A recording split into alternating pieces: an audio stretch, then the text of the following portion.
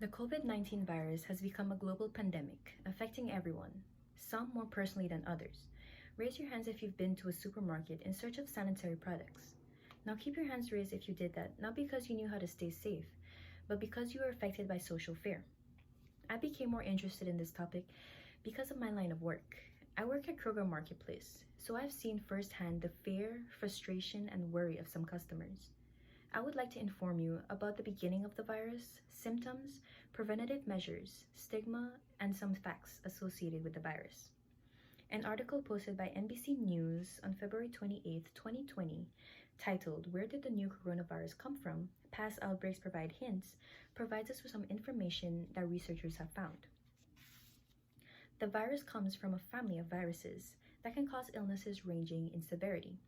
The virus first infected China in December, and many people thought of it as a biological weapon that was released. However, research begs to differ. Scientists have identified that the makeup of the virus is similar to the makeup of coronaviruses found in animals, such as bats. This proves that the virus was not created in a lab. The DNA sequences show, however, that the bat viruses cannot infect human cells. Thus, the virus infected an intermediate animal, mutated, and then later infected human cells.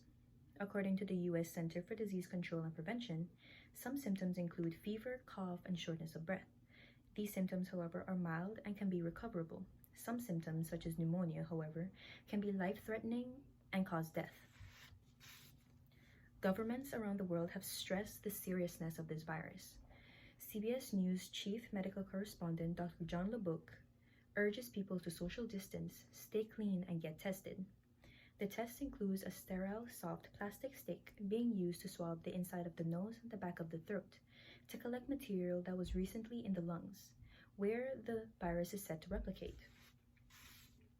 The CDC advises the general public to practice everyday preventative methods to help reduce the risk of getting sick. These methods include avoid close contact with people who are sick, stay home when you are sick unless you're getting medical attention, cover your coughs and sneezes with a tissue and throw that tissue away immediately. Wash your hands often with soap and water for at least 20 seconds. If soap and water is not readily available, use an alcohol-based hand sanitizer that has at least 60% alcohol. Clean and disinfect frequently touched surfaces and objects. Wear gloves. Wear a mask only if you are sick, can easily get sick, and medical personnel who are dealing with sick patients, because the virus can last for up to 6 to 8 days on the fabric of a face mask. However, not everyone is heeding the warnings. People are traveling due to cheap flights. People are enjoying spring break and getting ready for summer vacation. The symptoms vary from person to person. You may have the symptoms and you may not have the virus.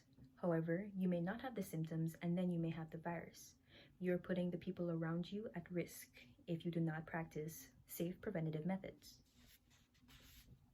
An article titled "Coronavirus 2019," posted by the Center for Disease Control and Prevention on March 23, 2020, provided some stigma and some facts about the virus. Some groups of people who may be experiencing stigma because of the COVID-19 virus includes persons of Asian descent, people who were traveling / immigrants, emergency responders, or healthcare providers. And these stigmatized groups may be subjected to social avoidance and rejection, denials of healthcare, education, housing, and employment, and sometimes physical violence. There are always false rumors in economy. Some facts to know that help to battle these false rumors are diseases can make anyone sick regardless of their race or ethnicity, age, or gender. For most people, the immediate risk of becoming seriously ill from the virus are low. Someone who has completed quarantine and has been released from isolation does not pose a risk of infecting other people. Stress during an infectious disease outbreak can be difficult to cause problems mentally, physically, and emotionally. It is important to support yourself. Take breaks from watching, reading, or listening to the news. Take care of your body and make time to unwind. Hopefully, I was able to better inform you about the disease. So later, the next time you touch something or buy something, think about who could have touched it and where it could have been. Remember to stay healthy, stay safe, and stay cautious.